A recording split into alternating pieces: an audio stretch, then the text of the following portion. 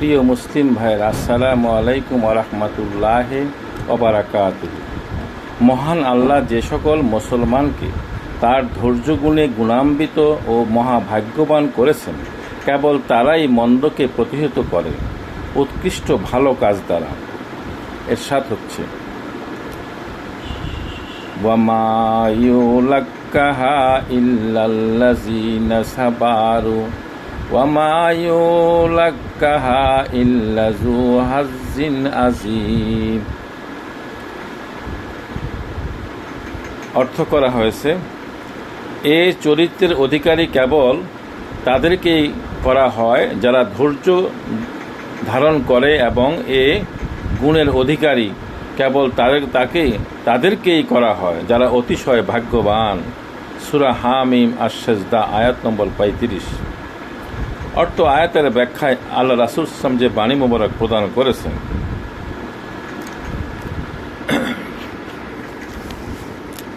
আল্লাহ রাসূল সাল্লাল্লাহু আলাইহি ওয়াসাল্লামের নিকট দুই ব্যক্তি একে অপরকে গালাগালি করছিল।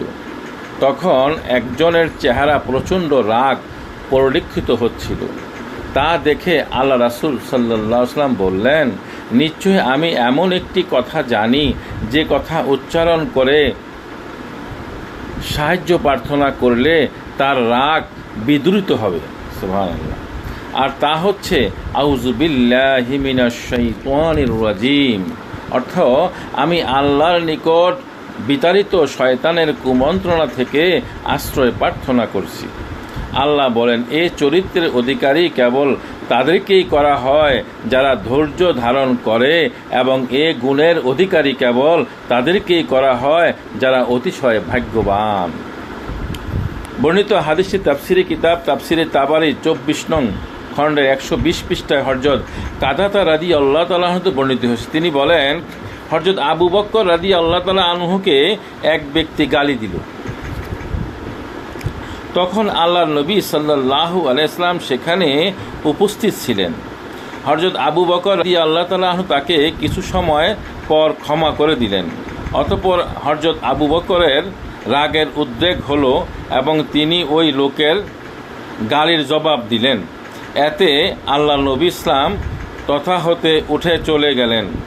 হযরত আবু বকর রাদিয়াল্লাহু তাআলা আনহু নবীজির পেছনে পেছনে গেলেন এবং আরজ করলেন, ইয়া রাসূলুল্লাহ সাল্লাল্লাহু আলাইহি ওয়াসাল্লাম, লোকটি আমাকে গালি দিল আর আমি তাকে ক্ষমা করলাম এবং তাকে এড়িয়ে গেলাম। তখন আপনি বসা ছিলেন। যখন আমি নিজের পক্ষ নিয়ে জবাব দিলাম, তখনই আপনি উঠে আসলেন।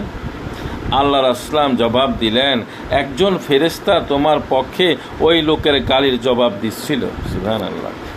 অতঃপর যখন তুমি নিজের স্বার্থ প্রতিবাদ করতে শুরু করলে, তখন ওই ফেরেশতা চলে গেল এবং শয়তান এসে উপস্থিত হলো। হে আবু বকর, আল্লাহর কসম, আমি তো আর শয়তানের মজলিসে বসে থাকতে পারি না।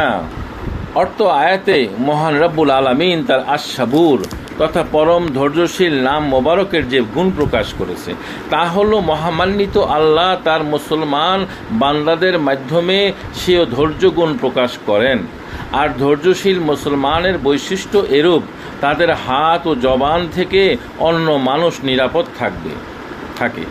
এরকম ব্যক্তি পরিবার, সমাজ, রাষ্ট্র কারোর জন্যই ক্ষতির কারণ হয় না, বরং সে ব্যক্তি নিজে যেমন শান্তিতে বসবাসকারী, তেমনই সে অপরের শান্তিও বিনষ্ট করে না।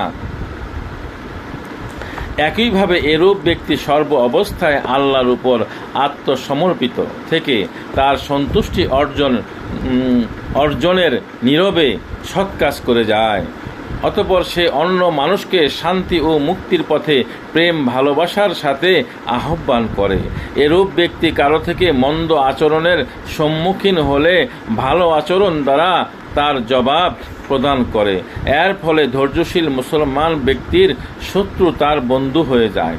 এ প্রসঙ্গে আল্লাহ বলেন, আর তার চেয়ে কার কথা সর্বোত্তম হতে পারে, যে মানুষকে আল্লাহর প্রতি আহ্বান করে এবং নিজেও সৎ কাজ করে আর বলে, আমি তো একজন মুসলমান আত্মসমর্পণকারী, ভালো ও মন্দ সমান নয়।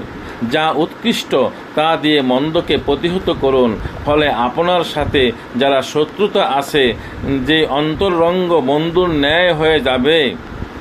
এই চরিত্রের অধিকারী কেবল তাদেরকেই করা হয় যারা সবর করে, এবং এ গুণের অধিকারী কেবল তাদেরকেই করা হয় যারা অতিশয় ভাগ্যবান। আর যদি শয়তানের কোনো কুমন্ত্রণা আপনাকে প্ররোচিত করে, তবে আপনি আল্লাহর শরণাপন্ন হবেন। নিশ্চয়ই তিনি সব কিছু শোনেন ও সব কিছু জানেন। সূরা হামিম আশ-সাজদা আয়াত নম্বর 33 থেকে 36। মহান রাব্বুল আলামিনের এ বাণী মোবারক বিষয়টি স্পষ্ট যে যারা সবর করে, অর্থাৎ যারা মহান আল্লাহর ধৈর্য গুণে নিজেদেরকে গুণান্বিত করে নিতে পারে, কেবল ওই সকল মুসলমানই ভালো দিয়ে মন্দকে প্রতিহত করার গুণ বৈশিষ্ট্য চরিত্র লাভ করতে পারে।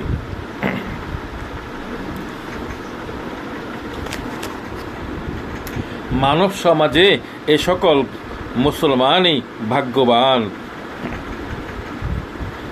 এই বৈশিষ্ট্য ফলে শত্রু ও তাদের বন্ধু হয়ে যায়। তাহলে আমরা কিভাবে বলি আল্লাহ নিরাকার? তার ধৈর্য গুণে নিজেদেরকে গুণান্বিত করতে পারলে মন্দের মোকাবেলায় ভালো দিয়ে করা যায়। তিনি কি নিরাকার হতে পারেন? যার নিজেরই রূপ বা আকার নেই, তার স্মরণে কি শয়তানের কুমন্ত্রণা দূর হয়? নিশ্চয় না। সুতরাং একথা প্রমাণিত সত্য যে আল্লাহর নূরে রূপ আছে, তিনি নিরাকার নন।